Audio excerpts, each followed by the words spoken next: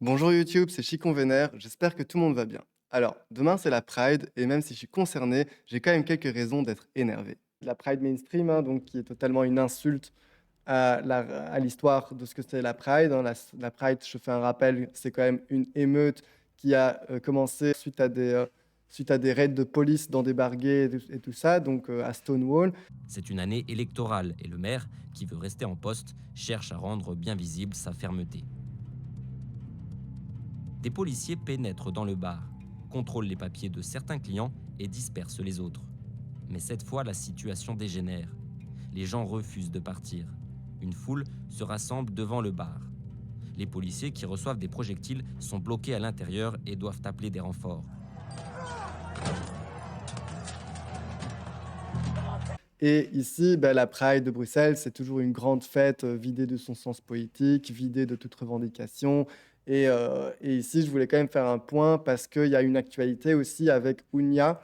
Et Ounia a sorti un rapport, son dernier rapport annuel, à propos des violences queerphobes en Belgique. Et ils sont totalement inquiets, ils disent que c'est en hausse. Ils disent qu'il y a 136 dossiers en 2024 donc de plaintes suite à des agressions ou des violences queerphobes qui ont été déposées à Ounia. Mais Ounia précise très clairement que seulement 14% de ces gens osent porter plainte.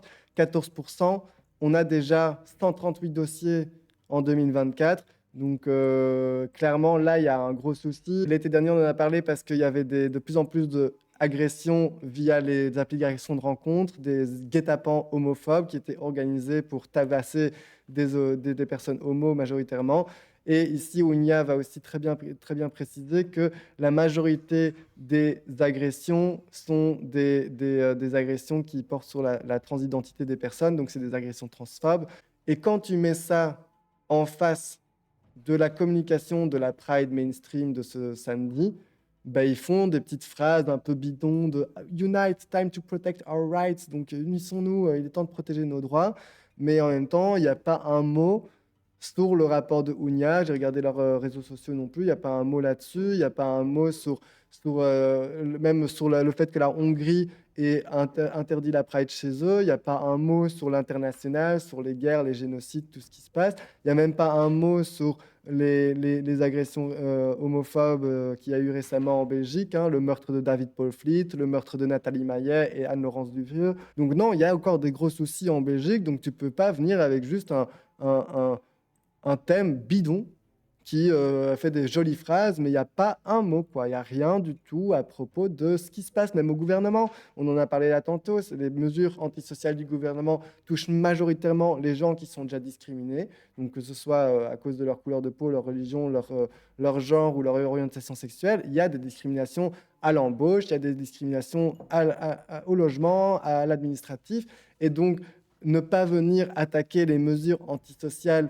du gouvernement en tant que coupole d'organisation LGBTQIA+, c'est totalement hypocrite. Et on peut pas faire la fête sans se rendre compte qu'il y a plein de nos ADELF qui sont en train de crever, que ce soit à l'international ou dans notre pays, avec les mesures antisociales, avec les fachos. Il n'y a même pas un mot sur les fachos qui déboulent à Molenbeek. Je veux dire, là, ils s'en prennent aux personnes racisées, mais t'inquiète même pas qu'on est sur la liste après, hein. Donc, bon, bref, c'est totalement lié aux banalisations de l'homophobie par les médias, par les politiciens, hein. Est-ce que je dois rappeler les propos de Theo Franken qui se moquait des homos et des personnes trans? Est-ce que je dois rappeler les propos de David Clarinval qui fait la promotion de livres transphobes? C'est comme avec le racisme, toutes ces dynamiques politiciennes et médiatiques font que des gens homophobes, des gens transphobes se sentent pousser des ailes, passent à l'acte, n'hésitent pas à venir tabasser des gens, parce que si même ton ministre ou ton politicien te dit que c'est quand même un peu bizarre ces homos et ces trans-là, du coup, si tu trouves que c'est bizarre et que ça n'a pas sa place dans notre pays, tu y vas à coups de bâton, quoi. C'est ça la conséquence. Donc, les discours antiféministes et anti-woke de la Vlaams-Belang, de la NVA, du MR et parfois même d'autres partis normalisent et banalisent la violence raciste et queerphobe. Lorsque, par exemple, David Clarinval fait la promo du livre Transmania, qui est un torchon de haine et de mensonges envers les personnes trans, le MR incite et donne du crédit aux discriminations et agressions transphobes.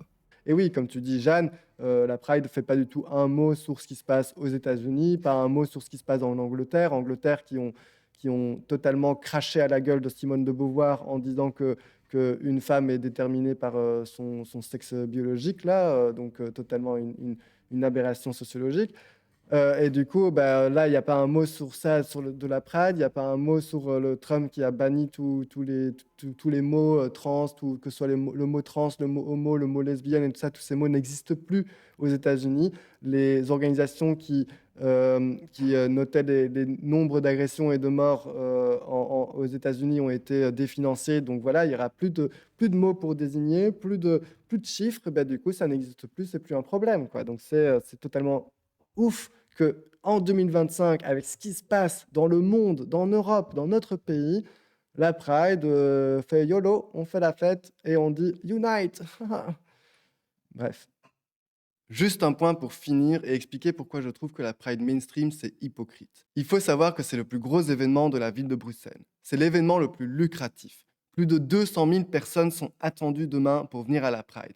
Tous ces gens vont consommer, acheter des petites babioles et participer à la Pride. Du coup, ça va apporter énormément d'argent à la ville de Bruxelles. Mais pendant ce temps, les queers de Bruxelles sont de plus en plus précarisés. Il y a de plus en plus de demandes de cagnottes pour financer les soins médicaux et les suicides, n'en parlons pas. Puis quand on regarde les sponsors et les participants, c'est pas fameux. J'ai regardé la liste cette année, il y a bien sûr la NVA, le MR, Vivaqua, l'OTAN, toutes des personnes qui viennent profiter et faire leur dose de pinkwashing sur le dos de notre souffrance. Bref, je critique la Rainbow House, les Rainbow Cops et la ville de Bruxelles, mais je critique pas du tout les participants et participantes. C'est important de faire la fête. Et même faire la fête, ça peut aussi être révolutionnaire, mais c'est important de garder en tête à qui profite notre besoin d'être fier. J'ai fait une vidéo à propos à propos de ce sujet aussi sur ma chaîne YouTube. Ces guet-apens homophobes vont culminer dans le meurtre de David Paul Fleet. 5 ans plus tard, rien n'a changé. Les guet-apens homophobes sont de plus en plus en hausse, la transphobie se normalise et de plus en plus d'adeptes figurent sur la liste de personnes tuées par l'extrême droite en Belgique.